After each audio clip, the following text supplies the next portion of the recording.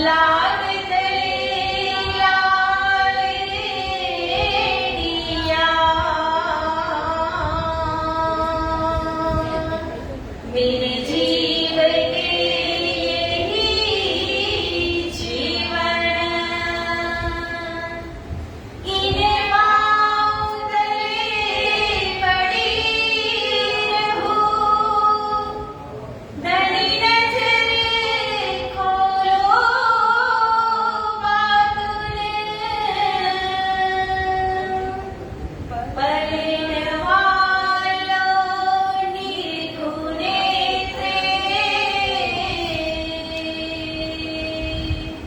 मेरे जीव के यही जीवन मेरे जीव के यही जीवन मेरी छाती दिल की कोमल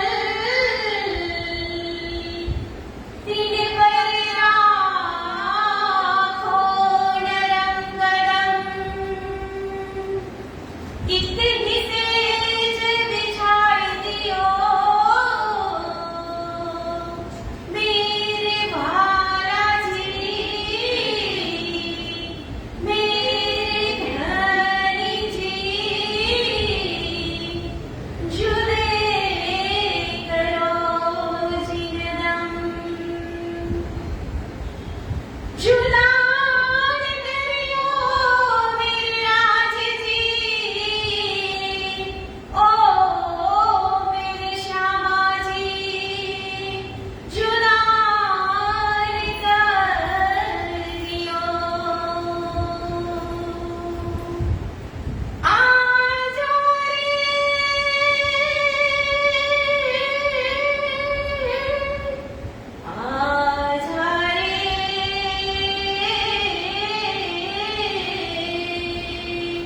ओ मेरे प्रेम नगर के राजजी आजा मेरे हृदय में बस जा आजा मेरे हृदय में बस जा मेरे हृदय में बस जा चर्चा प्रारंभ होते हैं सुनो साथ चितरे भजो श्री राज श्यामा श्री प्राणनाथ सखी जीवन हमारा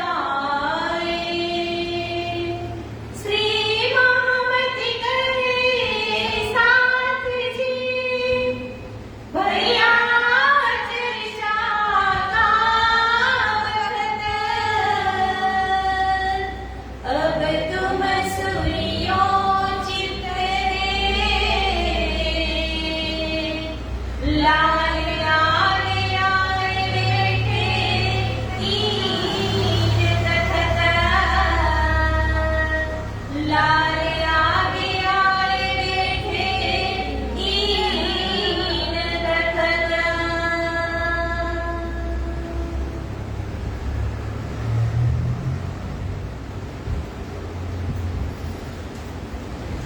પૂર્ણબ્રહ્મ પરમાત્મા અનાદિ અક્ષરાતીત શ્રી રાજજી મહારાજ શ્રી શ્યામાજી મહારાણી તેમજ આ ગુજરાતની દિવ્ય ભૂમિ એમાં ચરોતર વિસ્તાર એમાં ઓડ ગામની અંદર ટ્રસ્ટશ્રીઓ દ્વારા આયોજિત મહામતી શ્રી લાલદાસજી વિરચિત નિત્ય કથાનું સુંદર આયોજન આ આયોજનમાં અત્રે ઉપસ્થિત જે રાજ શ્યામાજીની પૂજા કરી રહ્યા છે એવા પૂજારી શ્રી અભિરાજજી પૂજારીજી મહારાજ તેમજ અત્રે ઉપસ્થિત સર્વે સુંદર સાધ્વી તેમજ ઇન્ટરનેટના માધ્યમથી જે દેશ વિદેશમાં જે સર્વે સુંદર સાથ સાંભળી રહ્યા છે એવા સર્વે સુંદર સાથજીના શ્રીધામ હૃદયમાં વિરાજમાન શ્રી રાજ શ્યામાજીના શ્રી ચરણોમાં મારા કોટી કોટી પ્રેમ પ્રણામ. વહાલા સુંદર સાથજી, આજનો દિવસ એટલે કે અષાઢ વદ પંચમી. તો આજે આપણે જોઈએ તો મધ્યપ્રદેશની અંદર બુંદેલખંડ અને બુંદેલખંડની અંદર પન્ના નગરી અને પન્ના નગરીની અંદર જે બંગલાજી દરબાર છે એમની જ અંદર બેસી અને લાલદાસજી મહારાજે આજથી જ આ વિતક ગ્રંથ લખવાનો પ્રારંભ કર્યો હતો. એટલે લગભગ આપણે જોઈએ તો આજે પુરીઓની અંદર કૃષ્ણ પ્રણામી મંદિર જેટલા પણ હશે તે બધી જ જગ્યાએ આજથી જ વિતકની શરૂઆત થાય છે. પણ ઉત્તર ગુજરાતમાં જોઈએ તો એ આપણા કરતા એક મહિનો આગળ હોય છે. એટલે એમને શ્રાવણ સુદ પંચમી થી કથા ચાલુ થાય છે. તો વિતક લખનાર કોણ હતા? તો કે મહામંત્રી શ્રી લાલદાસજી મહારાજ હતા. તો વિતક એટલે શું છે? તો કે વિતક એટલે કે એક બુનિયાદ, એક સ્ટોરી, એક ઇતિહાસ કે મારા બાલાજીની જે વાતો હતી એ આ વિતકની અંદર લખાયેલી છે. કેમ કે વાણી તો પહેલેથી જ લખાયેલી હતી ને, પણ વાણી એને સમજવી તો એ કયા આધારે સમજી શકાય? તો જો તમને વિતકનો ખ્યાલ હશે તો તમને વાણી સમજવી તરત જ સહેલી થઈ જશે. કે વિતક છે એ આપણને સમજણમાં આવે મહાકારણ, ત્રિધાલીલા એટલે વાણીની ચોપાઈઓના ઓટોમેટિક ખુલાસા થઈ જાય. પણ ક્યારે? જો તમે વિતક સંપૂર્ણ રીતે સમજ્યા હો ને તો વાણી સમજવી ખૂબ જ સહેલી છે. તો વિતક એટલે શું? તો વિતક તો આપણે દર વર્ષે શ્રવણ કરતા આવીએ છીએ. તો આજે આપણે 332મી વખત વિતક થાય છે. 1751 થી લઈએ એટલે આ વિતક 332મી વિતક છે. તો વહાલા સુંદર સાથજી, વિતક ખાલી સાંભળવા પૂરતી નથી, એને જીવનમાં ચરિતાર્થ કરવા માટે છે. તમે જુઓ વિતક લખવાનું કારણ શું હતું?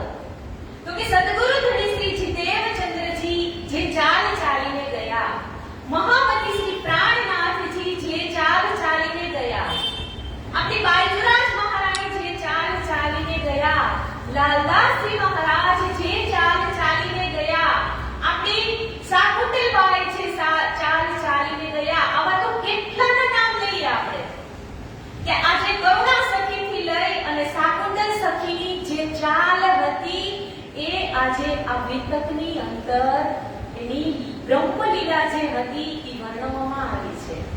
તો ઈ ચાલ ઉપર આપણે ચાલવાનું છે, ઈ પગલા આપણે ભરવાના છે. એટલા માટે જ આ વિતકનો બ્રહ્મલીલા રસનું આયોજન કરવામાં આવે છે. વાણીમાં પણ લખ્યું છે ને રાસ ગ્રંથની અંદર,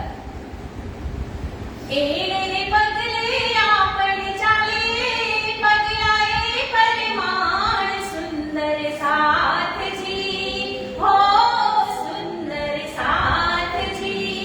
પેલે ફેરે જેમ આપણી સરિયા તમે જીતે આણો, જીતવાણ સુંદર સાથજી, હો સુંદર સાથજી. એને પગલે આપણે ચાલે, પગલાએ પરિમાણ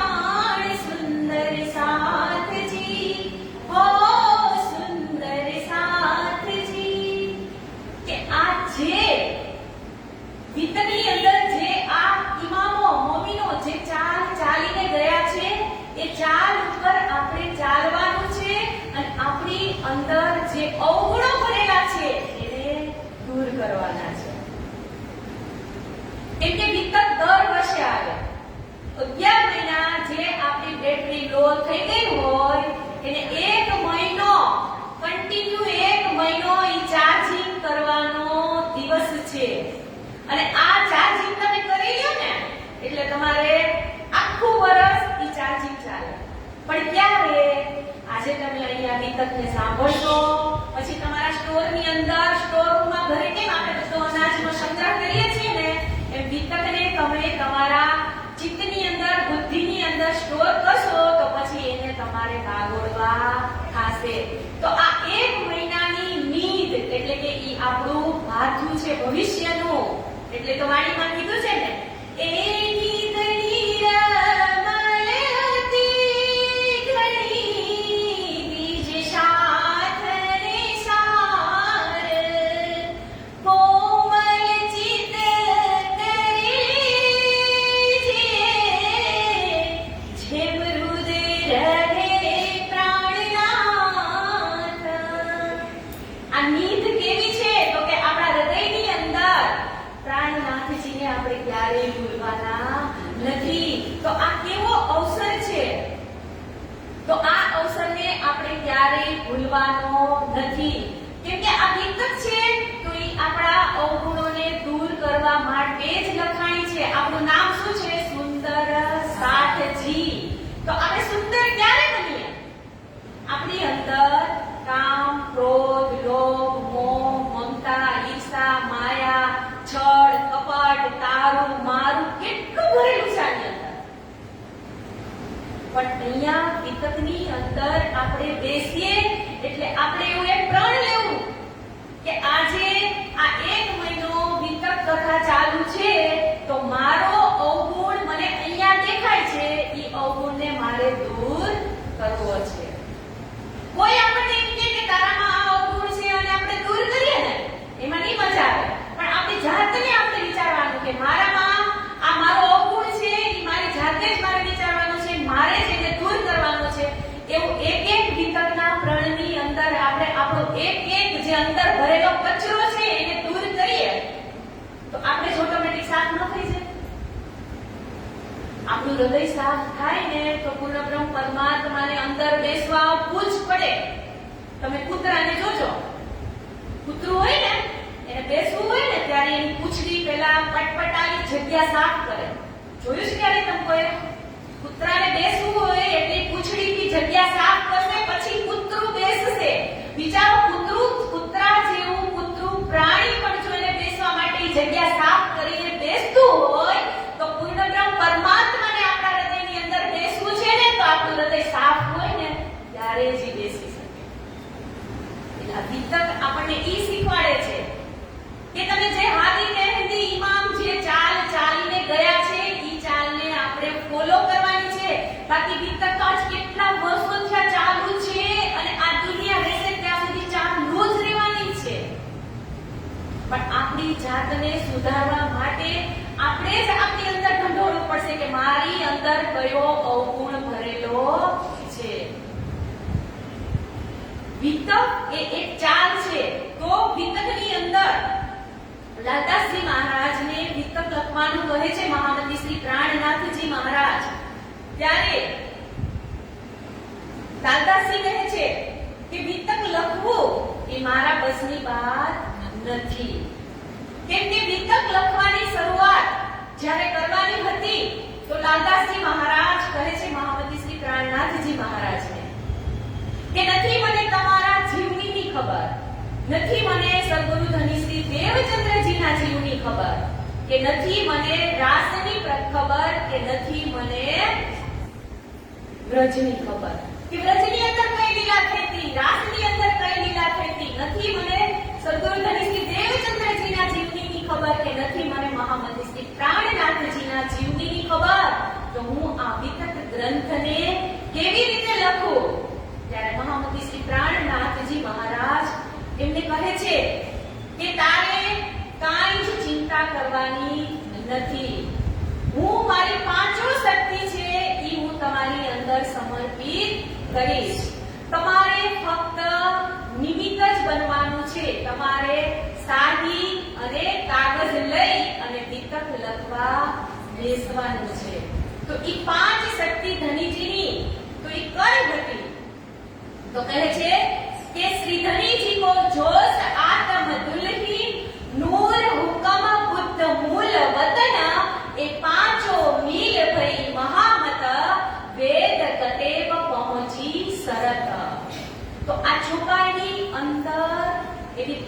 शक्ति છુપાયેલી છે. તો કઈ? તો કહે છે કે ધણીજી કો જોશ, અને આતમ દુલ્હીન એટલે કે ધણીજીનો જોશ, આતમ દુલ્હીન એટલે શ્યામાજીની આત્મા, તાતમ નૂર ભરેલો તાતમ, અને રાજજીનો હુકુમ, અને બુદ્ધ મૂલ વતન એટલે કે અક્ષર બ્રહ્મની જે જાગૃત બુદ્ધિ હતી એ પાંચો પાંચ શક્તિ કોની અંદર સમાહિત થાય છે? લાલદાસજી મહારાજની અંદર. કે આ પાંચો શક્તિ જેમની અંદર હોય એને મહામતીની ઉપાધિ આપવામાં આવે છે.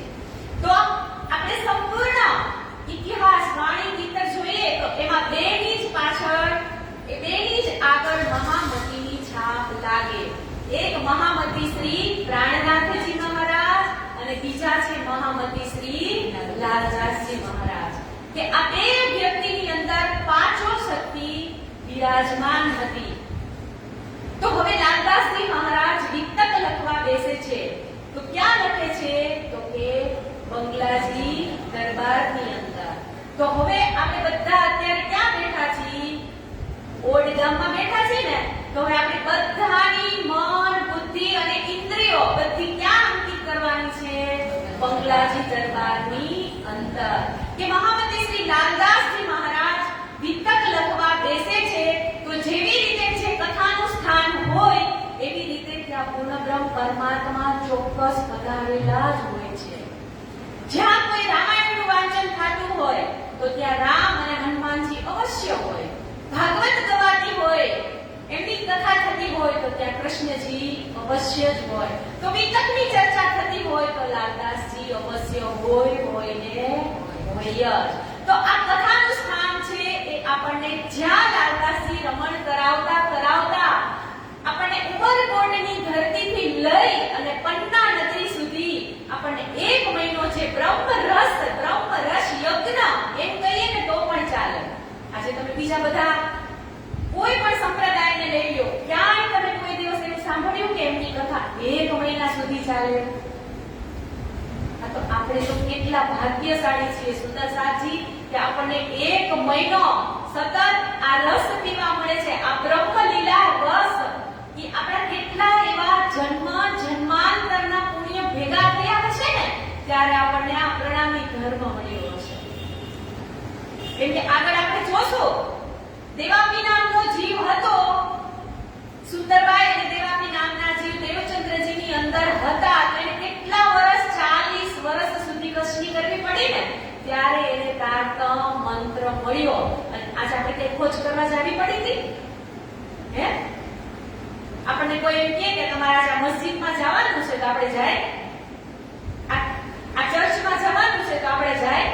આજે આપણને ડાયરેક્ટ રાજજીએ આ ખજાનો આપ્યો છે કે સખી તને હવે આમાંથી જેટલું તારાથી લૂંટાય એટલું લૂંટી લે અને તારાથી જેટલું ઘઉંનું ભાથું ભરાય ને એટલું તું આમાંથી ભરી લે. પણ અત્યારે કોઈ પાસે સમય નથી. છે સમય? કથામાં આવવા માટે સમય નથી. બાકી તો બધાને પૂર્ણબ્રહ્મ પરમાત્માએ 12 કલાક અને 12 કલાકની રાત બધાને સરખું જ આપ્યું છે. પણ આ નીધ છે ને ઈ એવી નીધ છે કે એ આપણા જન્માંતરના પાપને બાળી અને રાખ કરી નાખે એવી નીધ છે. પણ લાલદાસજી મહારાજ જ્યારે આ વિતક લખવા બેસે છે તો હવે પાંચો શક્તિ જેની અંદર સમાહિત હોય એટલે કોઈનું મંગલાચરણ કરવાનું રહેતું નથી. તો લાલદાસજી મહારાજ સૌપ્રથમ કહે છે કે મંગલાચરણ મારે કરવું તો કોનું કરવું? તો કે મંગલાચરણ પણ 3 પ્રકારના હોય છે. એક નમસ્કારાત્મક મંગલાચરણ. તો નમસ્કારાત્મક મંગલાચરણ એટલે તો કોઈ મોટી વ્યક્તિ નાની વ્યક્તિને પ્રણામ નમસ્કાર કરી અને જે મંગલાચરણ કરે એને નમસ્કારાત્મક મંગલાચરણ કહેવામાં આવે છે. અને બીજું મંગલાચરણ તો કે આશીર્વાદાત્મક મંગલાચરણ. કે આપણે કોઈ ગુરુજનો સંતોના મોટા વડીલોના આશીર્વાદ લઈ અને જે મંગલાચરણ કરવામાં આવે છે એને આશીર્વાદાત્મક મંગલાચરણ કહેવામાં આવે છે.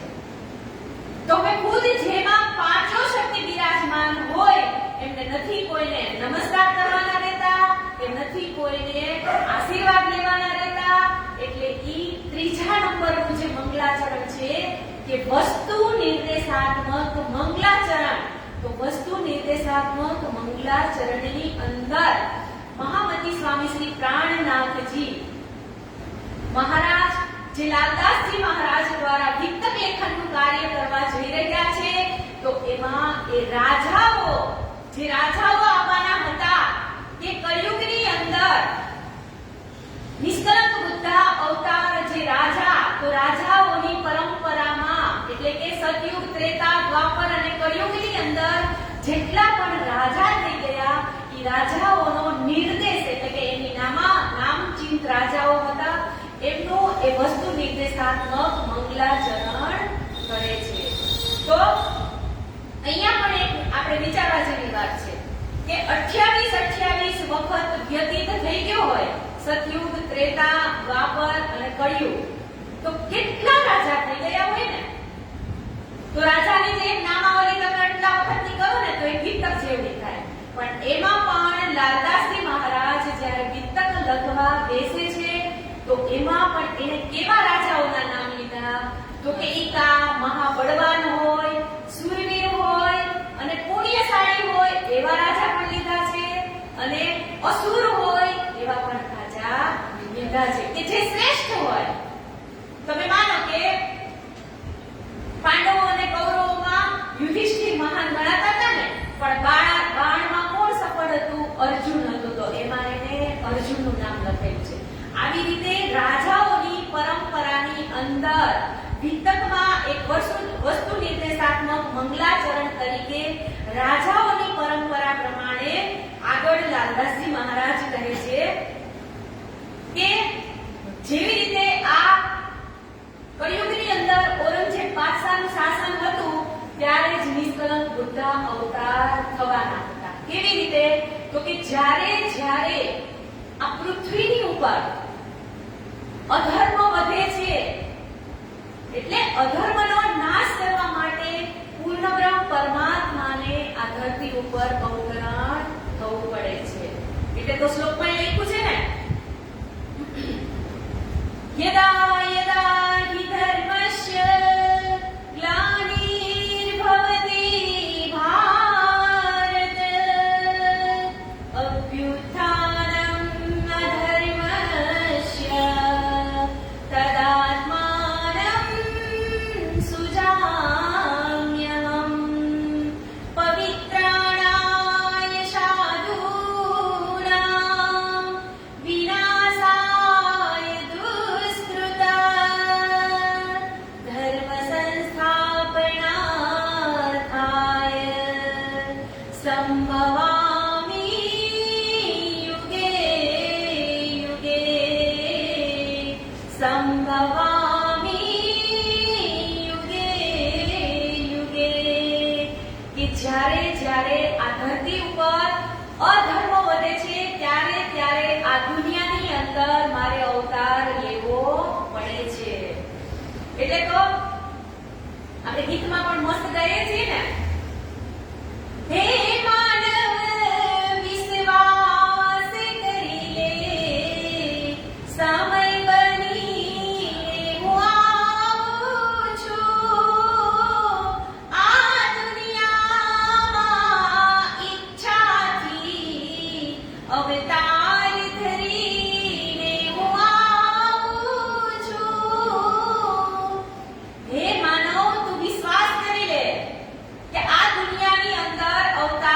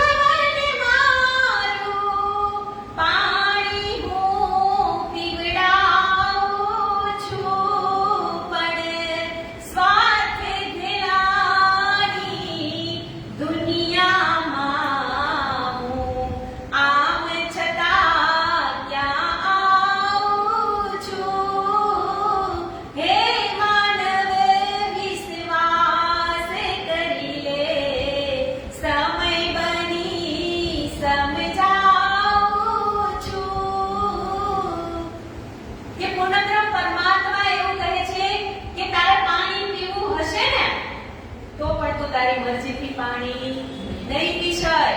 કેમ કે હું તને પાણી પીવડાવીશ ને તો જ તું પાણી પી શકીશ. આટલી પૂર્ણ બ્રહ્મ પરમાત્મામાં તાકાત છે. આપણે બધું જ સમજીએ છીએ, પણ છતાં આપણી દ્રષ્ટિ છે ને એ આ સ્વાર્થના સંસારની અંદર ખોવાઈ ગયેલી છે. એટલે એને આધી આપણે આ સંસારમાં રહી અને ભક્તિ કરવી બહુ જ કઠણ છે. પણ કળિયુગને જ ધન્ય કીધો છે કે કલીર ધન્ય, કલીર ધન્ય, કલીર ધન્ય. કે કળિયુગની અંદર જેટલી ભક્તિ થાય ને એનું અનેકો ગણું પુણ્ય લખેલું છે. કે પેલા તમે સતયુગની અંદર જે ઋષિ મુનિઓ કેટલું તપ કરતા હતા. તપ કરતા એટલે એ બરફની અંદર બેઠા હોય એની ઉપર બરફ થઈ જતો હતો, રાખડા થઈ જતા હતા બરફના, તો પણ એને જે પુણ્ય નતું મળતું ને એ આ કળિયુગની અંદર ક્ષણવારની અંદર પુણ્ય મળે છે. વિચાર તો આ નીંદને આપણે કેમ કરીને ખોઈ શકીએ? આ નીંદ આપણા માટે એટલી આ અમૂલ્ય વસ્તુ છે ને કે મને એટલી ખબર પડે કે આપણી એક પણ મિનિટ આપણે રાજજીને ચૂકવી ન જોઈએ. એટલે તો વાણીમાં કહી દીધું છે કે શ્વાસ શ્વાસ નીચે નામ જપો, વૃથા શ્વાસ મત ખોય, ન જાણે શ્વાસ તો આમ ન હોય ન હોય. આજે આપણે અહીંયા બેઠા છીએ, પણ કાલની આપણને કોઈને ખબર નથી. કે આપણે જ્યાં સુધી જાગ્યા ન હોય ત્યાં સુધી તો અલગ વાત છે, પણ જાગ્યા ત્યારથી સવાર કે આપણી એક પણ એવી મિનિટ આપણા અંદરથી એમ થઈ જવું જોઈએ કે હું રાજજીની અંગના છું, એટલે મારે એક મિનિટ રાજજી વગર હું રહી ન શકું. એવા આપણા આ શ્વાસ છે ને એને બનાવવાના છે. કેમ કે આ જિંદગીનો કોઈ ભરોસો નથી. આજે આપણે અહીંયા બેઠા છીએ, પણ હમણાં જ 5 મિનિટમાં આપણું શું થવાનું છે એ આપણને ખબર નથી. એટલે જ આપણને વારે વારે આ કળિયુગની અંદર કોઈ ને કોઈ રૂપ ધારણ કરી, કોઈ ને કોઈ અવતાર ધારણ કરી અને પૂર્ણ બ્રહ્મ પરમાત્મા આપણને જગાડવાની કોશિશ કરી રહ્યા છે. અને વિતકની અંદર આપણે જોઈએ તો વાણીની અંદર પણ ઇન્દ્રાવતીએ વિતકની કેટલી સરસ ચોપાઈઓ લખેલી છે કે વિરોધ સારા વિશ્વના ભાગતે ન વિતકા સબકો પહેચાન હોવેહી પહોંચ કરે મોહ. કે આ વિતક છે એ બધા જ વિરોધને મિટાવી અને આપણને ક્યાં પહોંચાડશે? તો કે પહોંચે કદમો ભક્ત. કે રાજજીના શરણ સુધી લઈ જવાની તાકાત કોનામાં છે? તો કે આ વિતક અને વાણીની અંદર. જે દિવસ તમે વાણીને પ્રેમ કરતા થઈ જશો ને તેથી તમારે સમજવાનું કે હવે હું રાજજીની સાચી દુલ્હી છું. આપણે રોજ બોલી તો નહીં કે તુમ દુલ્હા મેં દુલ્હની ઓર ન જાનું બાત, ઈશક શો સેવા કરું સબ અંગો સાક્ષાત. બોલી તો ફટાફટ દઈએ, પણ હું રાજજીને કેટલો પ્રેમ કરું છું એ તમે તમારી અંદર જાતને પૂછો. કે હું રાજજીની દુલ્હનનો દાવો લઈને બેઠી છું, પણ હું દુલ્હન છું? હું રાજજીની દુલ્હન છું? જો તમે વાણીને પ્રેમ કરતા હો ને તો જ તમે રાજજીના દુલ્હન છો, એટલું યાદ રાખવાનું. કે રાજજીએ કીધું તું જ્યારે છત્રસાલ મહારાજા એમને પ્રાણનાથજી મહારાજ કહે છે કે બાકેરી જાહેરમાં હું આ સુંદર સાથની વાગડોળ તમને સોંપું છું અને બાતુરીમાં હું સુંદર સાથના હૃદયમાં અને વાણીની અંદર જ છું. તો આપણે વરાજી ક્યાં ગોતવાના? તો કે એક સુંદર સાથના હૃદયની અંદર અને બીજા આ વાણીની અંદર. એટલે બને ત્યાં સુધી એક સુંદર સાથ બીજા સુંદર સાથને કોઈ દિવસ બોલતા પહેલા 100 વખત વિચાર કરજો કે મારી અંદર જે રાજજી બેઠા છે તો આ મારી સખી છે, તો એની અંદર રાજજી જ બેઠા છે. તો જ તમે સુંદર સાથને કહેવાને લાયક આપણે બનીશું. કેમ કે આપણે સુંદર નહીં હોય. સુંદર સાથના લક્ષણ શું? સુંદર સુંદર સુંદર સાથ ક્યારે કહેવાના આપણે? આપણે સુંદર હોય તો કહેવાના શું ને કે શ્યામાજીના અંગ હો સુંદર સાથ. તો શ્યામાજીનું અંગ બનવું હોય તો આપણે પહેલા સુંદર બનવું પડશે.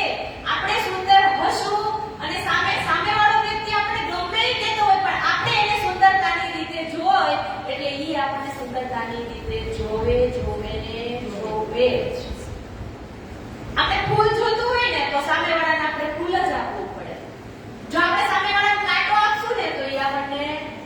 રોજ આપે. એટલે આ યાદ રાખવું પડે આપણે કે આપણે સુંદર સાથ, જે શ્યામાજીના અંગો સુંદર સાથના લક્ષણ લઈને બેઠા છીએ, એટલે આપણું વર્તન પણ સુંદર સુંદર સુંદર હોવું જોઈએ. તો જ આપણે સુંદર સાથ કહેવાને લાયક છીએ. એટલે વાણી અને વિતક આપણને હર ક્ષણ અને હર પળ, એક એક ચોપાઈ, એક એક ચરણ, એક એક શબ્દ તમે ગમે એનું લ્યો, પણ જ્યારે આપણે સમજતા થઈ જઈએ ને ત્યારે આપણને આ બધી જ જે બ્રહ્મલીલા રસ છે ને એનું રસપાન કરવાનો અનેરો જ આનંદ આવે. પણ ક્યારે પણ જો આપણે આની અંદર ડૂબકી લગાવીએ અને દિલથી ચાલીએ, અને રાજ્ય તો કે છે આપણને કે તું એક પેર મોહે સાત કર મેં 10 પેર કરું જી. પણ ક્યારે આપણે એક ડગલું રાજ્યની સામે ચાલીએ ને તો એ 10 ડગલા આપણી સામે આવવા માટે તૈયાર છે. પણ એક ડગલું પહેલા આપણે ચાલીએ તો ને. રાજ્ય તો કે છે કે તું એક પેર મોહે સાત કર મેં 10 પેર જી કરું. પણ તમે એક ડગલું ચાલો તો રાજ્ય 10 ડગલા સામે તમને લેવા આવે અને આવે જ. તો આવી જ રીતે બંગલાજી દરબારની અંદર જ્યારે મહામતી શ્રી લાલદાસજી મહારાજ વિતક લેખનનું કાર્ય કરવા બેસે છે, ત્યારે જ મહામતી શ્રી પ્રાણનાથજી મહારાજ જે સિદ્ધપુરના કેશવદાસ હતા એમને પણ કાર્ય સોંપે છે કે તમારે પણ આ વાણીનું સંકલન કરી અને એને 14 ગ્રંથની અંદર તૈયાર કરવાનું છે.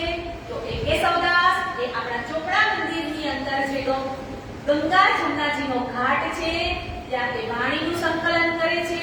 અને મહામતી શ્રી લાલદાસજી મહારાજ એ બંગલાજી દરબારની અંદર વિતક કથાનું લેખન કાર્ય કરે છે.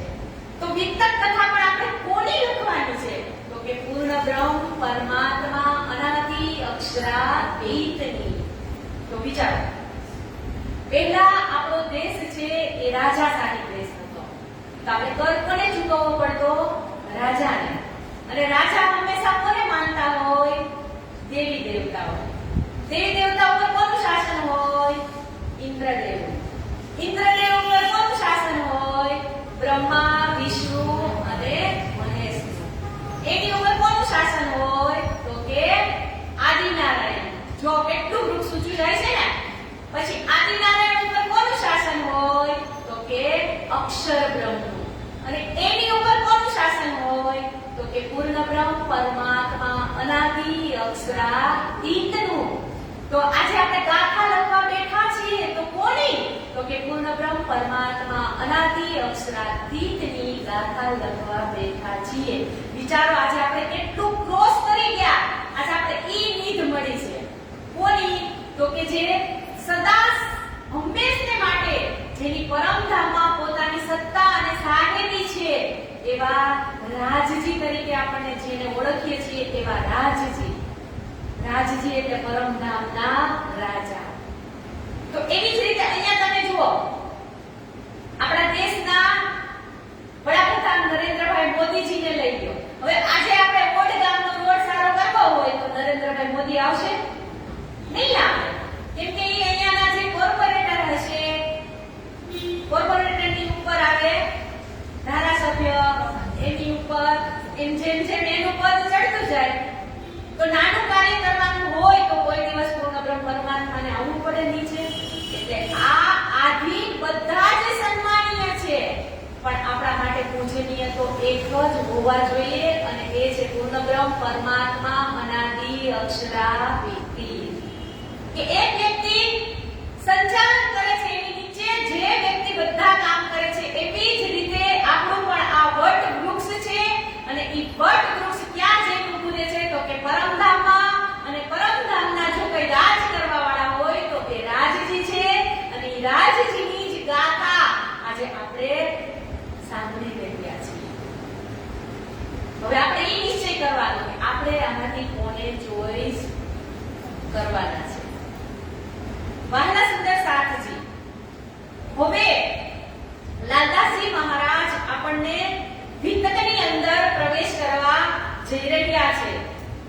તો વિતકના પ્રથમ પ્રકરણની અંદર લખેલું છે कि अथः तीनों स्वरूपों की वितक।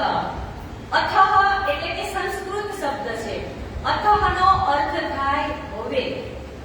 તો જુઓ, પહેલા જ આપણે પહેલું પ્રકરણ વાણીની અંદર કહી દીધું કે હવે પહેલા મોહજલની કહું વાત। હવે પ્રકટવાણીને તમે લ્યો તો કહી દીધું કે અબ લીલા હમ જાહેર કરે કે અબ હવે અથઃ એટલે કે ભાર આપીને ઈ શબ્દ મૂકેલા છે। કોઈ બે વ્યક્તિ ઝઘડતા હોય અને ત્રીજા વ્યક્તિને પૂર્ણ રીતે ઈ વાતની ખબર હોય તો આપણે એમ કહીએ હવે ભાઈ તું રહેવા દે ને, કઈ કે નહીં। એટલે આ હવે કે છે અહીંયા કે અથઃ અબ અને આ બધા જ શબ્દનો એક જ અર્થ થાય છે। એટલે કીધું કે અથઃ तीन स्वरूपों की वितक। तो આ ત્રણ સ્વરૂપ છે। તો એ કોણ ત્રણ સ્વરૂપ છે? તો કહે છે હાદી, મહેલી અને ઇમામ, બસરી, મલકી અને હક્કી। તો હાદી એટલે કે જે ઉપદેશક આપનાર હોય, જે આપણને, એનું નામ હાદી। તો એ સદગુરુ ધની શ્રી દેવચંદ્રજી મહારાજ એ હાદી બનીને આ ધરતી ઉપર આવ્યા। પછી કહે છે મહેદી। તો મહેદી એટલે કે અક્ષર બ્રહ્મની બુદ્ધિ અને ઇમામ એટલે કે મહામતી શ્રી પ્રાણનાથજી મહારાજ કે હાદી અને ઇમામની વચ્ચે આ અક્ષર બ્રહ્મની બુદ્ધિ સમાયેલી છે। જે કઈ કાર્ય કરશે એ કોણ થશે? આ અક્ષર બ્રહ્મની બુદ્ધિ। કેમ કે અક્ષર બ્રહ્મની બુદ્ધિ છે એને બ્રજના પણ દર્શન કર્યા છે, રાસના પણ દર્શન કર્યા છે, સદગુરુ ધણી શ્રી દેવચંદ્રજી મહારાજની જીવનીની પણ ખબર છે અને મહામતી શ્રી પ્રાણનાથજી મહારાજની જીવનીની પણ ખબર છે। એટલે આ અક્ષર બ્રહ્મની બુદ્ધિ છે ને એને બધી જ લીલાઓની ખબર છે।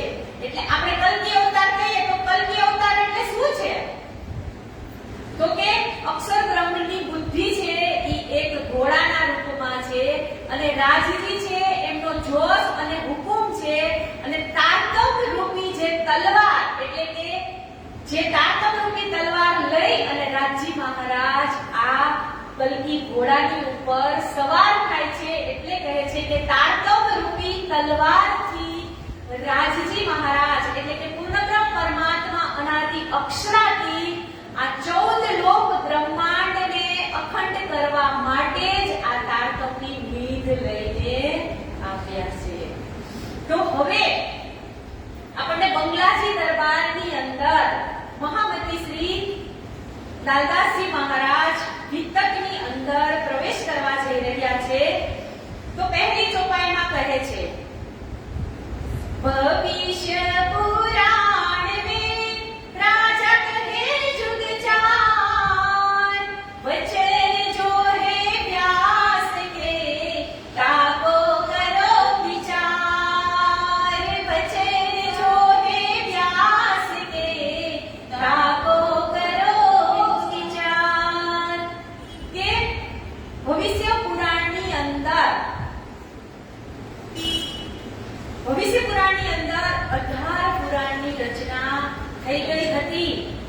તો 18 પુરાણની રચનામાં વેદવ્યાસજી મહારાજે જ્યારે 18મું પુરાણ લખ્યું તો પણ એમને સંતોષ ન થયો। એટલે નારદજી એને કૃષ્ણની ગાથા લખવાનું કહે છે। ત્યારે ભવિષ્ય પુરાણની રચના કરવામાં આવે છે। તો ભવિષ્ય પુરાણની રચના કરવા વાળા આ વેદ વ્યાસજી, તો એ વેદ વ્યાસજી છે તો એ કોણ હતા? તો કે જેમને વેદોના ભાગલા કર્યા। પહેલા એક જ વેદ હતો, એમાંથી એને સામવેદ, યજુર્વેદ, અથર્વવેદ એવી રીતે 4 વેદના ભાગલા કર્યા એટલે એમનું નામ પડ્યું વેદ વ્યાસ।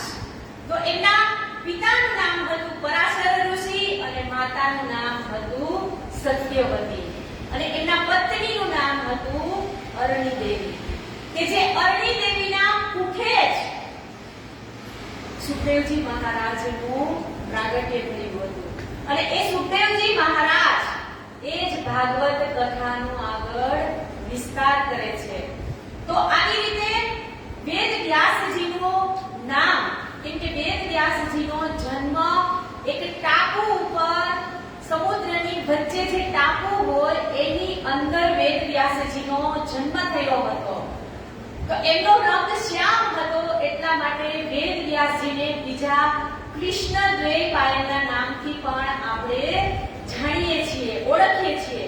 તો આ વેદ વ્યાસજીએ ભવિષ્ય પુરાણની અંદર પુરાણોની રચના કરી, એટલે કહે છે કે ભવિષ્ય પુરાણ में राजा करे जुग चार वचन जो है व्यास के ताको करो विचार. કે આ ભવિષ્ય પુરાણની અંદર ચાર યુગોના રાજાઓની નામોની નિર્દેશાવલી આપી અને આપણને સમજાવવા જઈ રહ્યા છે કે સતયુગની અંદર કેટલા રાજા થયા હતા? તો કે 17.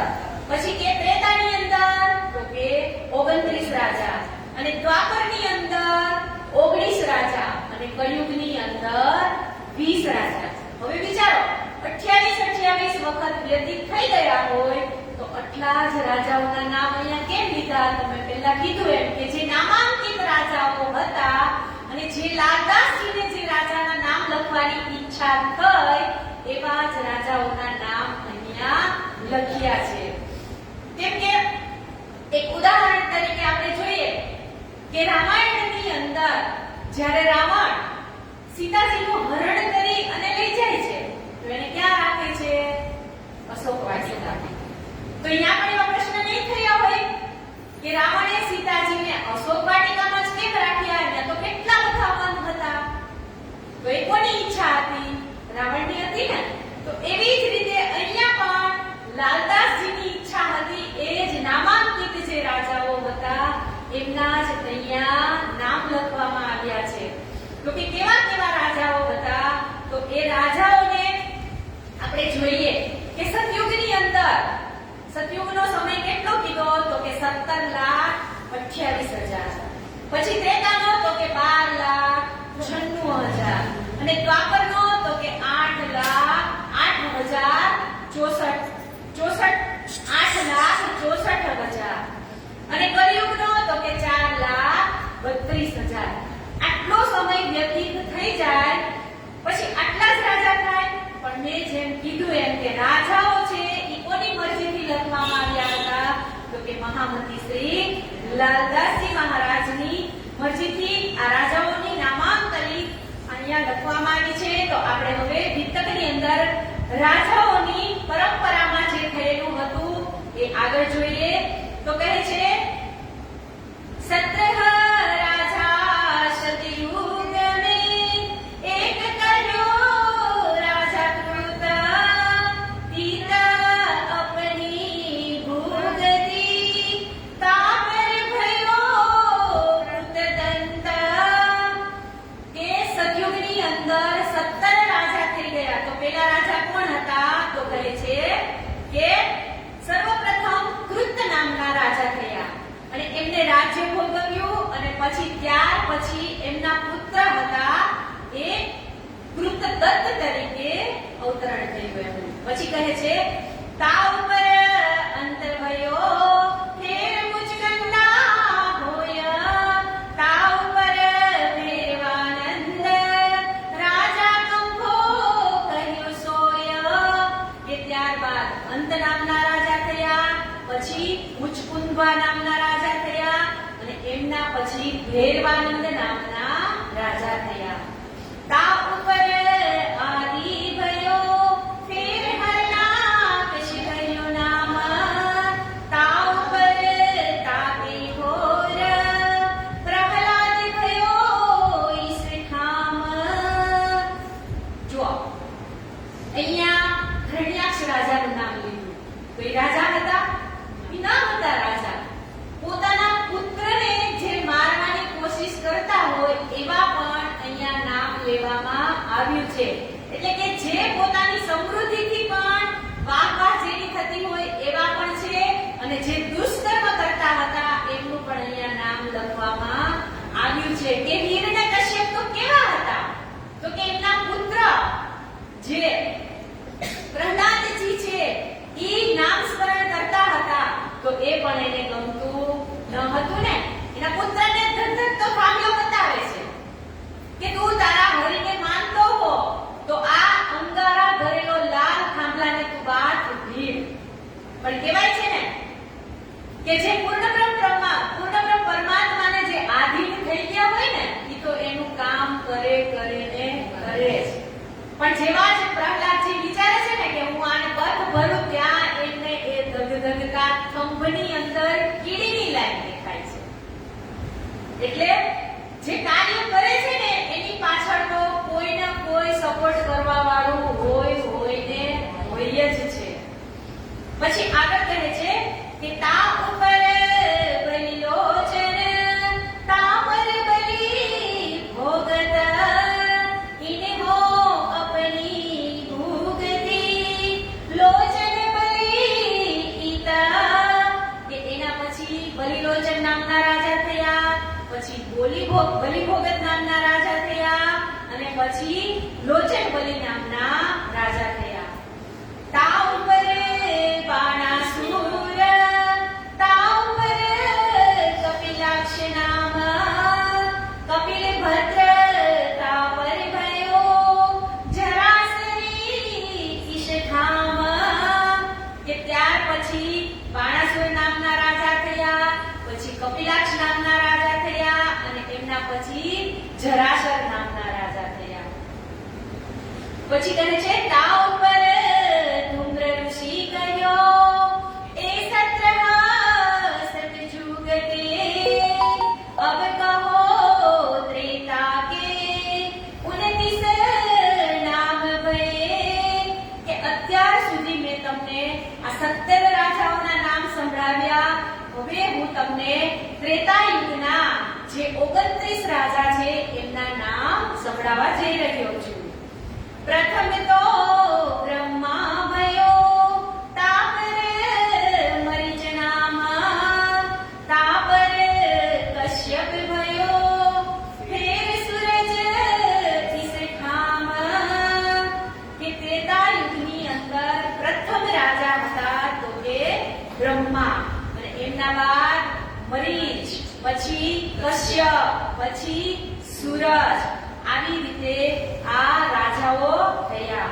પછી તા પર તવ છત્ર ભયો તા પર અક્ષય ભા તા ઉપર અરણ્ય ભા વિશ્વમિત્રા ઈશખામ.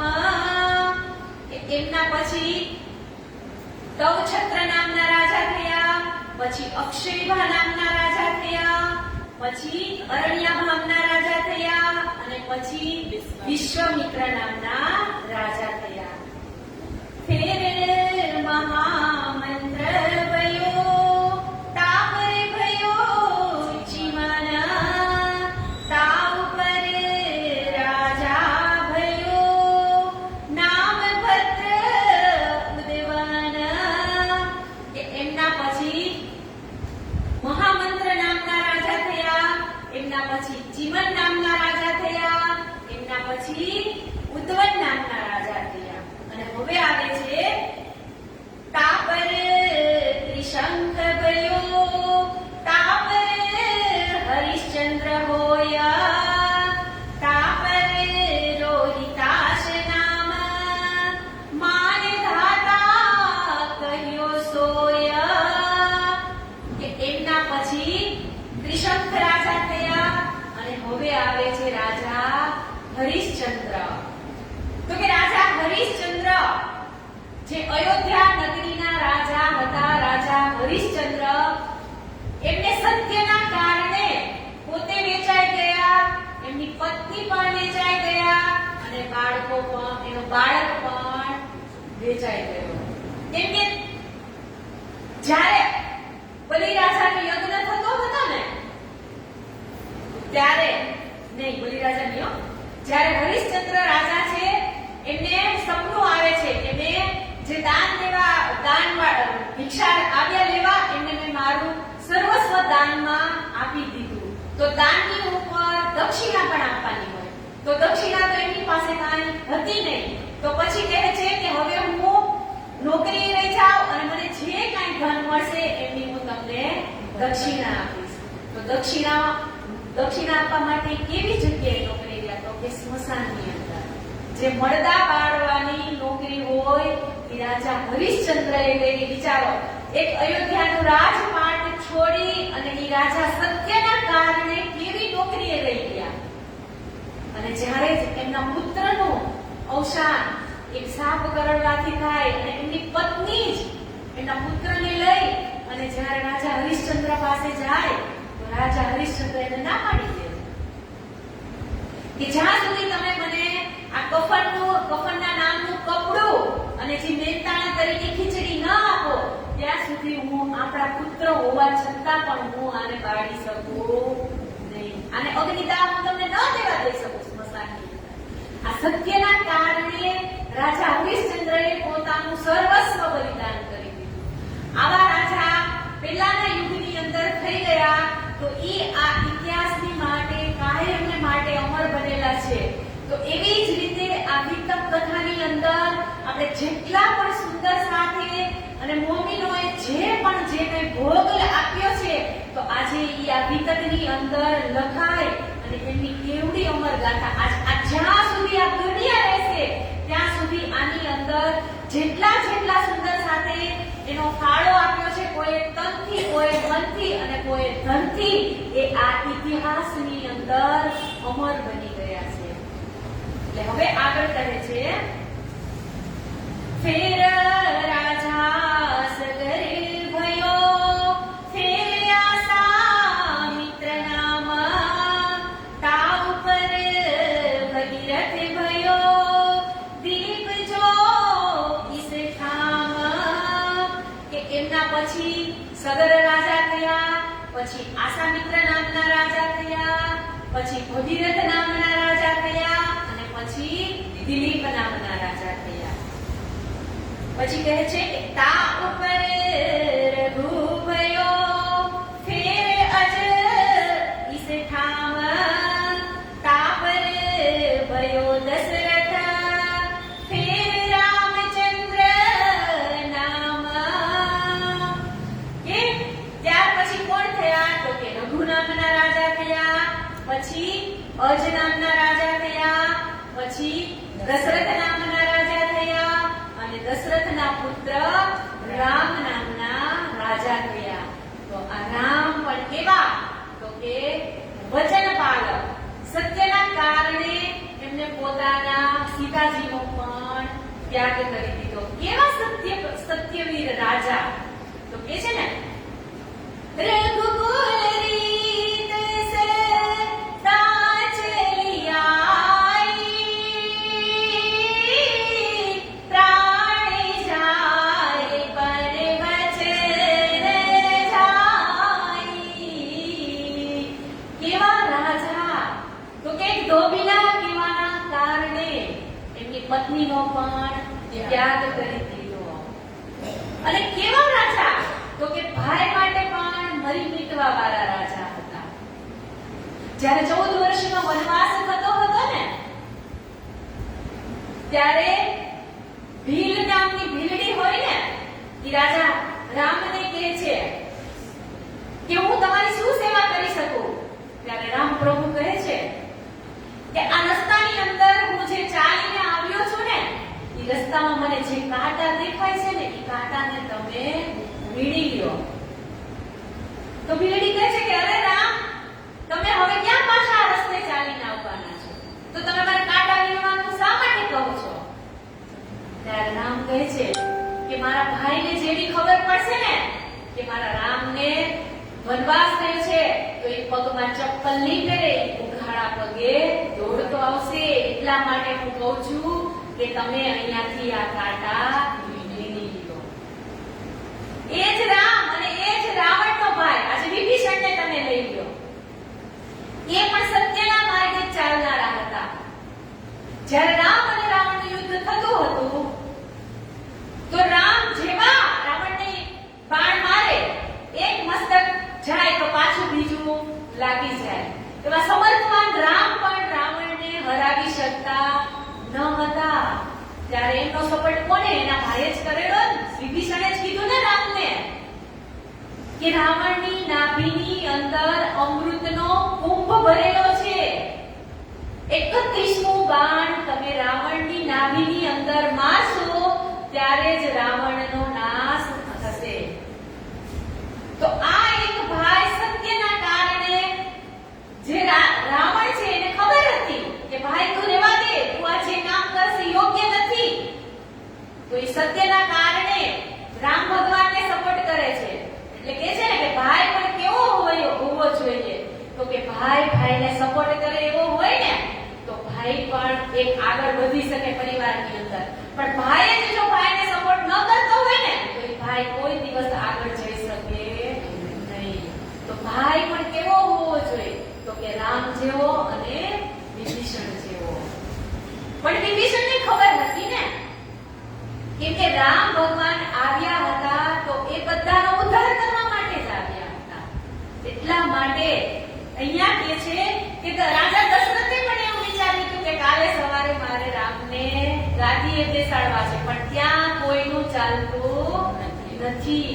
એટલે તો આપણે ગીતમાં કહીએ ને, રાજા દશરથે નામ મનમાં વિચાર્યું, કાલે સવારે રામને ગાદીએ બેસાડું, વહેલી સવારે રામ વનવાસ જાય, અણધાર્યું તે આગળ થાય, કેવી છે કુદરતની કળા, અણધાર્યું તે આગળ થાય. કે રાજા દશરથે પણ એવું વિચાર્યું હતું કે કાલે સવારે મારે રામને ગાદી અભિષેક કરવાનો છે, પણ કુદરત આગળ કોઈનું ચાલતું નથી.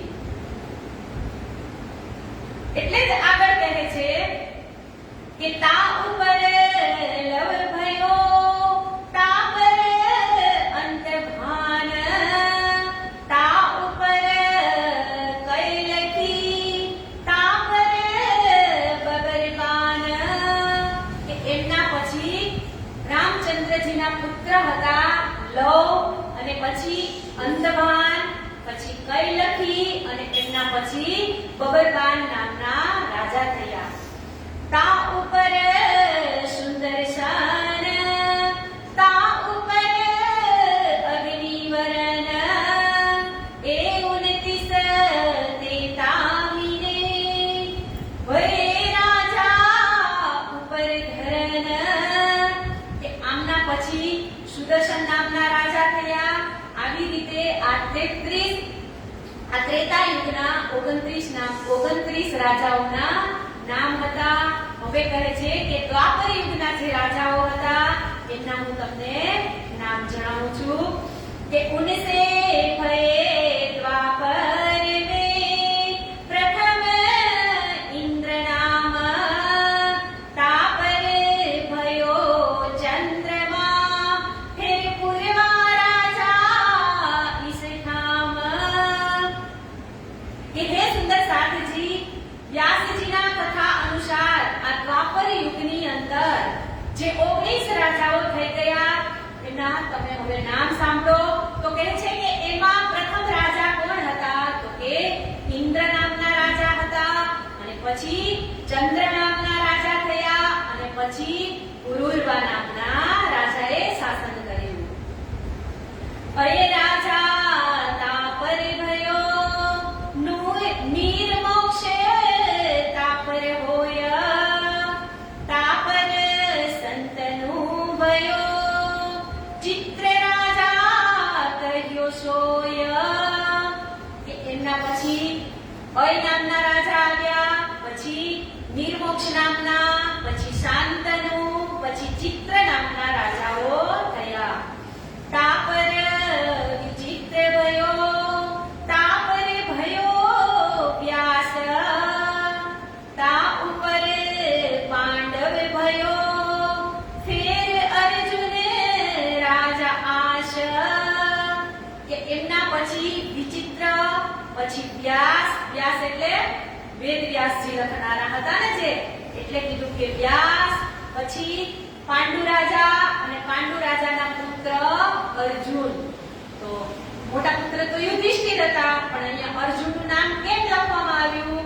તો કે એ પણ બાણ વિદ્યાની અંદર પૂર્ણપણે સંપૂર્ણ હતા, એટલા માટે અહીંયા અર્જુનનું નામ લખવામાં આવ્યું છે. એક વૃક્ષની અંદર જ્યારે દુર્યોધનને પૂછે છે, એક વૃક્ષની અંદર પક્ષી બેઠેલું હોય અને કહે છે એમના ગુરુ દ્રોણાચાર્ય કે તને આ અહીંયા તને શું દેખાય છે? તો દુર્યોધનને ખાલી એક વૃક્ષ જ દેખાય છે. પછી ભીમને પૂછે છે કે તને આની અંદર શું દેખાય છે? તો ભીમ કહે છે મને એક વૃક્ષ દેખાય છે અને એની ઉપર બેસેલું પક્ષી દેખાય છે. પછી અર્જુનનો વારો આવે કે અર્જુન તો શું કહે છે કે મને વૃક્ષ દેખાય છે, પક્ષી દેખાય છે અને પક્ષીની આંખની અંદર જે કીકી છે એ પણ મને દેખાય છે. એટલે આ શ્રેષ્ઠ ધનુર્ધારી આ અર્જુનનું નામ છે. પછી કહે છે તા ઉપર અહી વરણ કુમાર ફેર શેખન નખા નામ તા ઉપર સનંત ભયો પરિવાર કિસે ખામ. કે એમના પછી અહિવર્ણ કુમાર નામના રાજા થયા. પછી શેખનત્ર, સનન અને બલિવાન નામના રાજાઓ થયા. તા ઉપર નિર્વાણ ભયો તા પર બલિચંદ હોયા તા પર પરિચિત ભયો ફેર જન્મા જે કહ્યો સોયા. કે એમના પછી નિર્વાણ નામના રાજા થયા, પછી બલિચંદ નામના રાજા થયા, પછી પરીક્ષિત નામના રાજા થયા અને એમના પછી પુત્ર જન્મેજય નામના રાજા થયા. અને આ હતા દ્વાપર યુગના અંતિમ 19 રાજાઓના નામ. હવે આગળ કહે છે કે કળિયુગના જે 20 રાજા છે એ હું તમને કહું છું. अब कहो विष कलयुग के 19 कहे द्वापर 29 त्रेता के कहे 17 सतयुग पर. કે હે સાથજી મેં તમને સતયુગના 17 રાજાનું નામ કહી દીધું, ત્રેતા યુગના 29 રાજાનું નામ કહી દીધું, દ્વાપરના 19 રાજાનું નામ કહી દીધું અને હવે કળિયુગની અંદર જે 20 રાજા છે એમના હું નામ હવે કહું છું. अब कहो कलयुग के प्रथम तो जदु नाम ता ઉપર અજય પાલ ફેર મહિપાલ ઇસ ઠામ.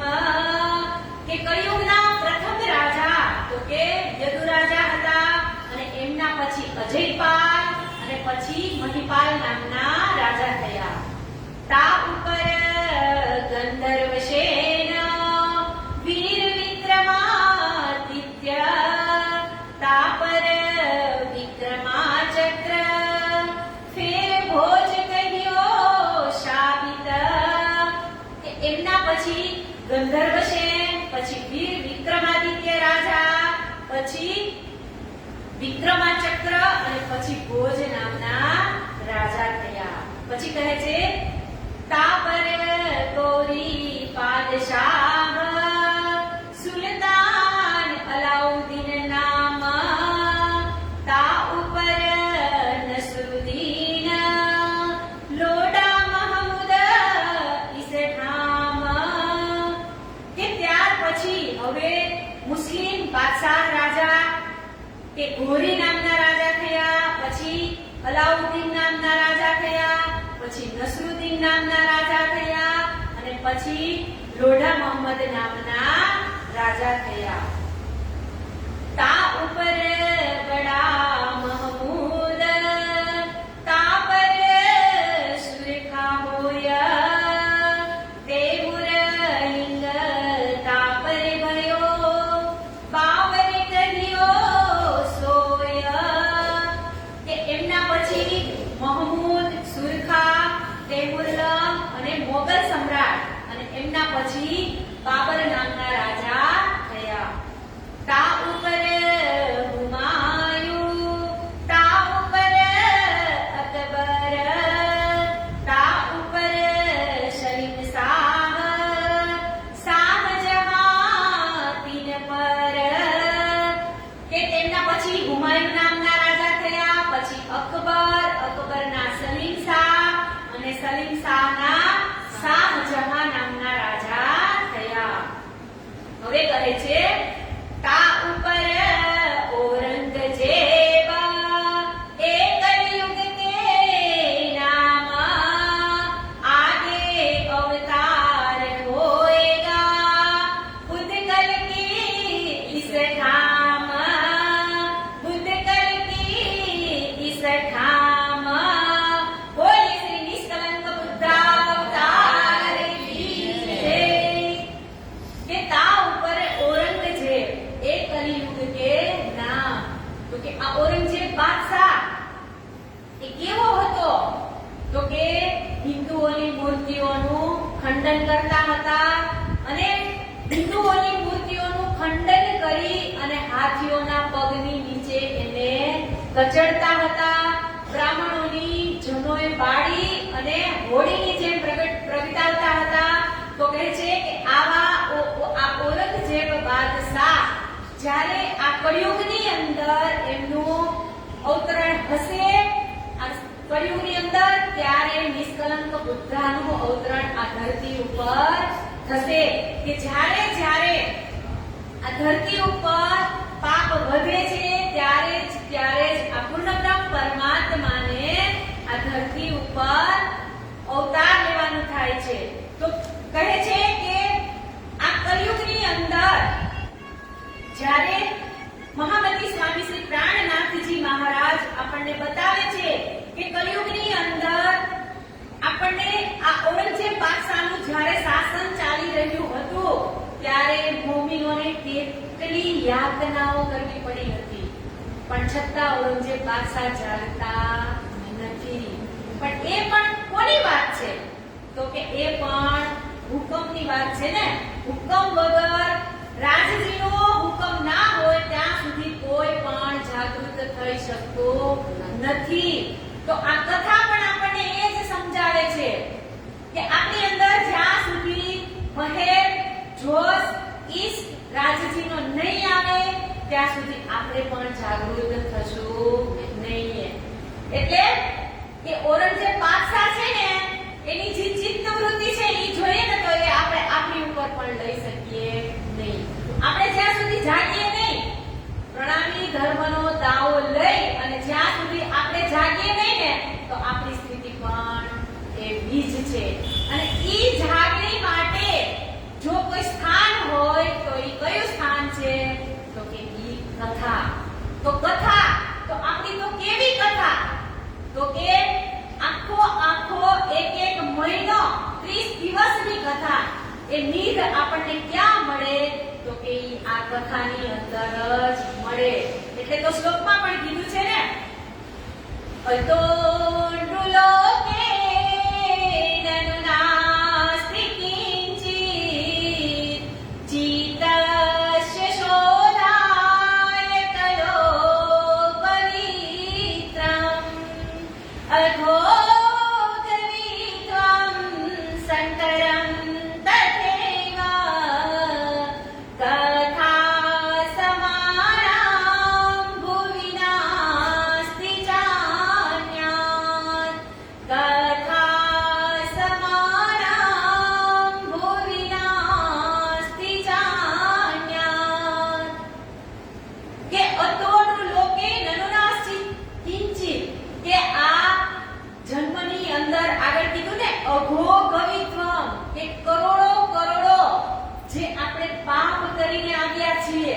આપણને ખબર છે આપણે કેટલા પાપ કર્યા છે.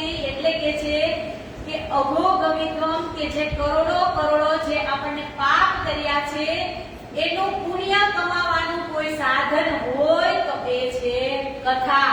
અને કથાની અંદર તમે જ્યારે બેસો તો તમારા કાન છે એ બિલકુલ અહીંયા જ હોય, એટલે એને શ્રવણ ભક્તિ કહેવામાં આવી છે.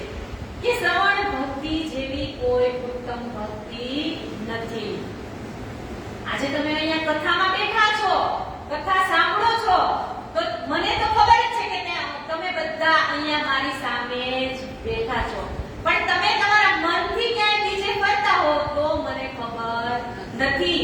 પણ શ્રેષ્ઠમાં શ્રેષ્ઠ ભક્તિ કોઈ કીધી હોય તો એ શ્રવણ ભક્તિ કીધી છે, અને ઈ ભક્તિ આ કથા સાંભળવાથી જ થાય છે. કે શ્રવણ ભક્તિ શ્રેષ્ઠ ભક્તિ કીધી છે. આજે તમે અહીંયા કથામાં બેઠા છો તો બિંદાસ બેઠા છો. હવે તમે ઘરે તમે કોઈ પણ તમારું કાર્ય માની લો કે તમે મેષાગરના પાઠ કરતા હો કે વાણી વાંચન કરતા હો કે વિતક વાંચન કરતા હો, પણ તમારી ઇન્દ્રિયો ક્યાં હશે? ઘરની અંદર. જો પતિદેવ કઈ બોલતા હશે ને, હશે આપણા હાથની અંદર વિતક વાણી કે માળા, પણ આપણું ધ્યાન ક્યાં હશે? પતિદેવ તરફ. અને જો કોઈ નાના બાળક હશે, સ્કૂલે જવાનો ટાઈમ થયો હશે ને એની મમ્મી સેવા પૂજા કરતી હશે ને, તો સેવા પૂજા કરતા કરતા નાસ્તા ડબ્બો ત્યાં પડ્યો છે, આઈ કાર્ડ ત્યાં પડ્યું છે, આપણું ધ્યાન ક્યાં હોય જાય? ઘરની અંદર, પરિવારની અંદર.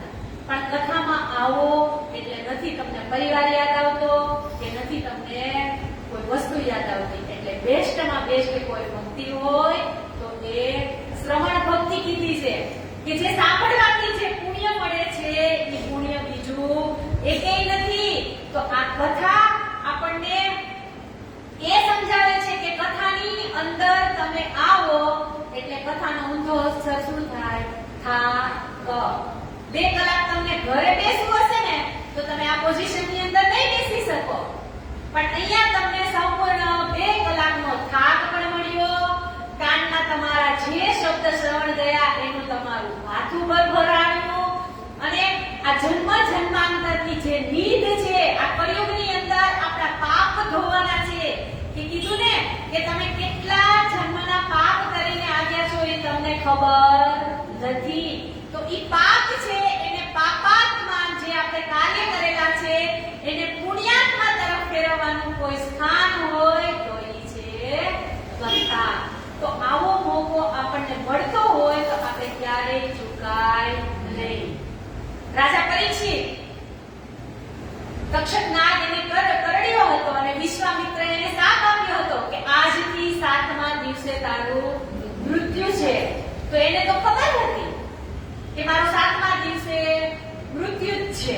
આપણને ખબર છે 7 વાર આપણને ઈ 7 વાર આપેલા છે, પણ આપણને નથી ખબર કે આ 7 વારની અંદર મારું મૃત્યુ ક્યારે છે ઈ મને નથી ખબર. એટલે ઈ ભવનું બાથું ભરવા માટે પરીક્ષિત રાજા 7 દિવસની અંદર ભાગવત કથા મેળવી, અને જો ઈ મોક્ષ એમાં મેળવી લેતા હોય તો આપણને તો આ 30 દિવસની નીંદ મળી છે. વિચારો આપણે કેટલા પુણ્યશાળી આત્માઓ છીએ કે આપણને આ 30 દિવસ સુધી કથા શ્રવણ કરવાનો મોકો રાજ્યએ આપ્યો છે.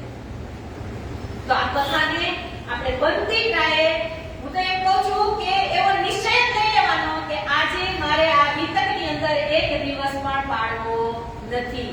આ કથા છે એ આપણા જન્મ જન્માંતરના પાપ ધોવા માટે જ આવી કથાઓ થાય છે. અને મેં કીધું એમ કે શ્રવણ ભક્તિ બેસ્ટમાં બેસ્ટ છે, પણ આપણું મન છે ને એ આપણને કરવા દેતું નથી. ઘરે તમને હમણાં માળા હાથમાં હશે ને, તો આપણે માળા હાથમાં હશે ને તો આપણું મન ક્યાંય ને ક્યાંય ફરતું હશે, પણ ઈ જ વખતે તમને કોઈ રૂપિયાનું બંડલ આપે અને એમ કે આને તમે ગણો, તો છોકરા શું કરતા છે એ નહીં ખબર પડે, પતિદેવ શું કરતા છે એ નહીં ખબર પડે, તો નોટમાં જ ધ્યાન હશે કે એક અક્ષર એક આંકડો જો ભૂલાઈ ગયો તો નોટનો હિસાબ ખોટો. પણ આ બધું છે ને ખોટું જ છે, મિથ્યા જ છે. આ બધાને આપણે છોડીને જ જવાનું છે. એટલે તો ગીતમાં પણ કીધું છે, તૂને જો કમાયા હે, તૂને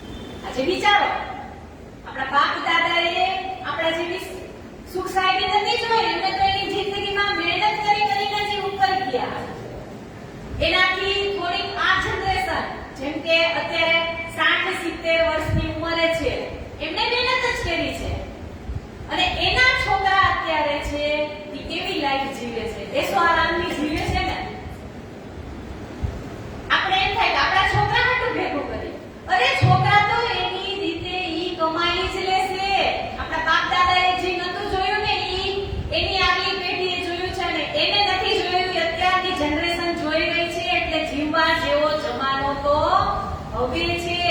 એટલે હજી હું તો એમ કહું છું કે આપણા મનની અંદર એવી કોઈ ઈચ્છા રહી જતી હોય કે મારે આ પૂરીની અંદર દાન કરવું છે, મારે આ ધર્મની અંદર દાન કરવું છે, મારે આ જગ્યાએ દાન કરવું છે, તો હજી તમારી પાસે જે બચી કુચી મિલકત હોય તો આપી દેજો. પછી મનમાં ન રહી જાય, કેમ કે આ જિંદગીનો કોઈ ભરોસો નથી. એટલે તો આગળ કીધું, જબ તક ये सांसें है, जब तक ये सांसें है, जब तक ये सांसें है, तब तक ये रिश्ता है. सांस छूट जाएगी, रिश्ता टूट जाएगा. श्वास छूट जाएगी, रिश्ता टूट जाएगा. तूने जो कमाया है, तूने जो कमाया है, तूने जो कमाया है वो दूसरा ही खाएगा.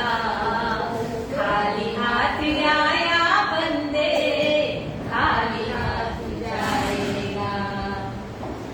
કે આપણા મનની અંદર જે કાંઈ રહી ગયા હોય ને સંકલ્પ વિકલ્પ, એ આપણી જાતે જ આપણે પૂરા કરી લેવાના. આ જિંદગીનો કાંઈ ભરોસો નથી. જ્યાં સુધી શ્વાસ છે ને ત્યાં સુધી જ આપણા બધા પરિવારજનો આપણને તારું તારું મારું મારું કરશે, પણ જેવી શ્વાસ છૂટશે એટલે કે ભાઈ કાઢો. એટલે આપણને ભલે એવું નથી, આપણા છોકરા આપણને ફૂલની પથારીમાં સુવડાવીને આપણી સેવા કરતા હશે, પણ જ્યારે આ જીવનું કોઈ અસ્તિત્વ નહીં રહે એટલે આપણે સમજી લેવાનું કે આપણી જાતે જે આપણે પુણ્ય કરેલું હશે ને એ જ આપણી સાથે આવશે. ડાબા હાથે તમે જે કાર્ય કરેલું હશે ને એ જ તમને ડાબા હાથે મળશે, અને જમણા હાથે જે કાર્ય કરેલું હશે ને એ જ જમણા હાથે મળશે. એટલે તો કીધું છે ને કે જમણા હાથે પુણ્ય કરો તો ડાબા હાથને ખબર ના પડવી જોઈએ. અને જન્મા ને ત્યારે આપણે 3 પીલાના જ હતા, અને મળશું ત્યારે આપણી રાખ પણ 3 પીલાની જ હશે. જન્મા ત્યારે પણ કપડું એટલે આપણા શરીર ઉપર ન હતું, ખિસ્સું ન હતું, અને જાસુ ત્યારે પણ આપણી ઉપર કપડ ઉપર ક્યાંય ખિસ્સું નહીં હોય કે લા હું કઈ થોડું ભેગો લેતો જાઉં. રાજા સિકંદર જેવો સિકંદર હતો ને, એને એક ગુરુ મહાત્મા મળ્યા અને કીધું કે સિકંદર, તું આટલા દેશને લૂંટી અને તું તારી મિલકતને ભેગી કરીશ તો તું મારું એક કામ કર દે કે તે આટલી બધી મિલકત લૂંટી છે. કેટલી મિલકત ખબર સિકંદરે લૂંટી હતી? 40 ઊંટ. એટલે ઊંટની ઉપર તમે સામાનની લાદો, કેટલો સામાન થાય? ઊંટ ઉપર કેટલો સામાન સમાય? એમ કહેવાય છે કે ઔરંગઝેબ બાદશાહને 40 ઊંટ ઉપર તો એના ખજાનાની ચાવીઓ ફરતી હતી. વિચારો તમે, સિકંદર બાદશાહ એને કેટલું ભેગું કર્યું હશે. એટલે એક સાધુ સંત મહાત્મા એને કહે છે કે તું આટલું બધું ધન ભેગું કરાશ તો એક કામ કર દે કે હું જ્યારે ઉપર જાઉં ને ત્યારે હું તો કાંઈ લઈને નથી જવાનું, પણ તું મારા માટે એક નાની સોય લઈને આવજે. તું મારું આટલું કામ કરજે, તું ખાલી મારા માટે આ સોય લઈને આવજે. અમે તો સાધુ બાબા એટલે અમારે સોયની જરૂર પડે. પછી સિકંદર રોડ ઉપર જાય છે તો એને મસ્ત બીજા એક સાધુ બાબા આમ ભીખ માંગીને રહેતા હોય ને એવા મળે છે. એટલા ખુશ હતા એને જોઈને સિકંદર એને પૂછે છે કે તમે તમારી પાસે કાંઈ નથી, હું જોઉં છું વસ્ત્રમાં તમે ખાલી લંગોટી જ પહેરી છે, છતાં તમે કેટલા ખુશ છો. ત્યારે સાધુ બાબા એને જવાબ આપે છે કે મેં કોઈ દિવસ મારી પરવા કરી નથી કે કીડીને કણ અને હાથીને મણ દેવા વાળો તો બેઠો જ છે. જો હું અહીંયા બેઠો તો હમણાં એક દિન આવ્યા અને મને જમવાનું દઈ ગયા અને મોજથી પગ ઉપર પગ ચડાવી અને બિંદાસ બેઠા હતા. એટલે એ ફકીરે કીધું કે મને ખબર છે, મને મારા પ્રભુજી ઉપર વિશ્વાસ છે કે મને બપોરનું જમવાનું મળી ગયું છે અને રાતનું પણ મને મળી જશે. કે તને તારા પરમાત્મા ઉપર સિકંદર કે હા. તો સિકંદર એવું કહે છે કે હવે મારે કે બીજા જન્મની અંદર મારે પણ આ હાય હોય ભેગું કરવાનું છોડી દેવું છે. ત્યારે સંત સાધુ મહાત્મા એને મસ્ત જવાબ આપે છે કે મને ખબર છે કે હું અહીંયાથી કાંઈ લઈને જવાનો નથી. તું બીજા જન્મની રાહ કામ એને જોસ. હું અહીંયા બેઠો છું પલટી વાળી એમ તુંય મારી બાજુ બેસી જા તો આ જન્મથી તને સુખ મળી જાય. પણ એવું ક્યાં કોઈથી થાય? આપણે સમજીએ બધું જ છીએ પણ કાંઈ કરી શકતા નથી. એટલે જ કહું છું કે મનની મનમાં ન રહી જાય. એટલે જે કંઈ દાન પુણ્ય જે કંઈ કરવું હોય એ આ મનુષ્ય જન્મની અંદર જ થઈ શકે છે. બાકી 84 લાખ યોની ભટકી કીધું છે ને વાણીમાં કે અનેક વાર તરફડી મરી અને દુઃખ દેખી આવ્યા છો પાર. 1,84,000 ભમીને આવ્યા અહીં મધ્ય દેશ વેપાર. કે મધ્ય દેશની અંદર ભારત ભૂમિની અંદર આપણને આ મનુષ્ય તન મળ્યું છે તો એને આમનો મેળવવા માટે મળ્યું નથી. કે અનેક વાર તરફડી મરીને 84 લાખ યોનીમાંથી આપણે 83,09,999 વખત આપણે જન્મ લઈએ પછી 84મી લાખ યોની આવે ત્યારે આપણને આ મનુષ્યની યોની મળે છે. આપણે કેટલા જન્મની અંદર નવી માં ધારણ કરી હશે. એટલે કે છે કે નવી માં ધારણ કરી અને આપણે માનવ બન્યા. તો માનવ બન્યા મનુષ્યનો અવતાર મળ્યો આપણને તો એ આપણને એમનો ફોગટ જવા માટે નથી. અને હું તો એમ કહું છું કે ગણદેવી ગામમાં મેં વિતક કરેલી ત્યારે પણ મેં કીધું હતું અને અહીંયા પણ કહું છું કે આપણે ઘરે જાપ કરીએ ને એનું 1 ગણું પુણ્ય મળે. સુંદર સાચી આ વાતને નોટ કરી રાખજો કે ઘરે જ્યારે આપણે કાંઈ પણ પારાયણ પાઠ જે કંઈ કરીએ એનું 1 ગણું પુણ્ય મળે. અને ગૌશાળાની અંદર તમે કોઈ જાપ કે પાઠ કે કરો ને તો એનું 10 ગણું પુણ્ય મળે. પણ જ્યારે તમે નદી કિનારે જાપ કે પાઠ કે પારાયણ કે કરો ને તો એનું 100 ગણું પુણ્ય મળે. અને વિચારો તમારે તો આ પરમહંસ પીઠ કહેવાય. કોડ ગામની પરમહંસ પીઠ કહેવાય. એની અંદર તમે જાપ કે પારાયણ યજ્ઞ જે કાંઈ કરો મંત્ર મેષાગર પ્રગટવાણી તો એનું કોઈ જન્માંતરના જે પાપ છે ને એ બાળીને ખાક કરી નાખે ને ત્યારે આ પરમધામની પીઠ બની હોય. તો જે કંઈ કરવું હોય ને હું તો એમ કહું છું કે આજથી જ તમે વિતકની અંદર પ્રણ લઈ લેજો કે હું એક એવો મારો જ્યાં હું સમય વેડફતી હોઈશ ને એ સમયને હું આ મંદિરના નામે જોડીશ. કે ભલે તમને સવારે ટાઈમ ન મળે તો બપોરના ન મળે તો સાંજે કે એક વખત હું કૃષ્ણ પ્રણામી મંદિરની અંદર મારા રાજજીને મળવા જઈશ ને જઈશ જ. આ લક્ષ્ય આપણું હોવું જોઈએ. રાજજી આપણને મળવા નહીં આવે. આપણે જેને કીધું તું બહુ પડાય આપણે મૂલમિલાવાની અંદર બેઠા હતા ને ત્યારે આપણે રાજજીને કીધું તું કે રાજજી હું તમને ક્યારેય ભૂલીશ નહીં. તો રાજજી આપણી રાહ જોઈને નહીં બેઠા હોય ત્યાં કે મારી સખી મને બહુ કહેતી હતી કે હું રાજજી તને નહીં ભૂલું પણ આજે મારા દરબાર નથી અહીંયા નજીકમાં રહે છે છતાં પણ અહીંયા આવી શકતી નથી. અને વિતકની અંદર આપણે એક પ્રણ ગમે એ લઈ અને વિતકની અંદર 30 દિવસ સુધી તમે એને સતત ફોલો કરતા રહેશો ને એટલે તમને અંદર પછી રાજજી જ જગાડશે. વૈજ્ઞાનિક પણ પ્રયોગ છે કે 21 દિવસ સુધી તમારું જે પ્રણ હોય માની લો કે તમને આજથી નિશ્ચય કરી લો કે મારે વાણી સવારે ઉઠી 5 વાગે રાજજી સાથે મારે વાણીનું મંથન કરવાનું એટલે કરવાનું જ. તો 21 દિવસ તમારે અલાર્મ મૂકવો પડે. 22મા દિવસે તમારું આ માઇન્ડ તમને એ ટાઈમે જગાડે. આ વૈજ્ઞાનિક પ્રયોગ છે. તો વિચારો આપણા સમર્થવાન આવા રાજ્ય અહીંયા બેઠા હોય. હું તો એમ કહું છું કે સેવા પૂજા જે કંઈ કરવું હોય ને મંદિરની આની અંદર કરો ને તો એનું અનેક ગણું પુણ્ય લખેલું છે. આ મંદિરના જે વાઇબ્રેશન હોય જે ઉર્જા હોય પોઝિટિવ આપણી અંદર જે ઘરની અંદર નેગેટિવ ઉર્જા હોય પણ મંદિરની અંદર પોઝિટિવ ઉર્જા હોય એને ખાલી તમે એક વખત દર્શન કરો ને તો પણ કરોડોના પાપ આપણા બાળી નાખે. એટલી તાકાત હોય આ મંદિરની અંદર. તો આજથી જ આપણે આ વિતકની અંદર એવો પ્રણ લઈ લેવાનો છે. જે ઓનલાઈન સાંભળતા હોય એ અહીંયા બેઠા હોય એ હે વાલા સુંદર સાથજી, એક પણ આત્મા જાગૃત થાય ને, એક આત્મા તો પણ મને એમ થાય કે મારી વિતક સાર્થક છે. કેમ કે આ 12,000 બ્રહ્મ સૃષ્ટિ આ ચારે તરફ ફેલાયેલી છે. એક માળા તૂટે તો માળાના મણકા બધે જ વેરાઈ જાય. એને એક એક ભેગો કરી અને ફરીથી માળા બનાવવી ને એ બહુ મુશ્કેલ કામ છે. આપણી જ ઓળખાણ આપણે સ્વયં જ કરવાની રહીએ કે હું કોણ છું. આપણે વાણીમાં પણ કિરંતનમાં કહી દીધું કે પહેલે આપ પહેચાનો રે સાધુ, પહેલે આપ પહેચાનો.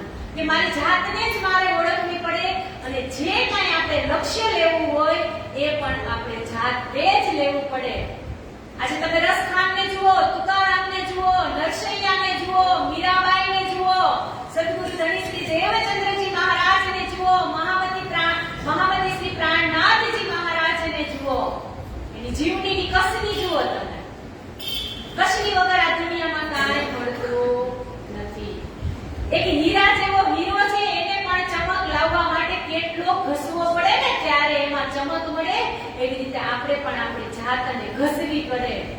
એમાં સમય પણ આપવું પડે, એને સમય આપવો પડે, એને ટાઈમ આપવો પડે, તો જ આપણે પણ ઉજ્જવળ બનીએ. હવે આપણો જ જે કિંમતી સમય છે એને આપણે ક્યાં લગાડવો અને ક્યાં આપણે વેડફીએ છીએ એ આપણા સમયની આપણે જ ખબર હોવી જોઈએ.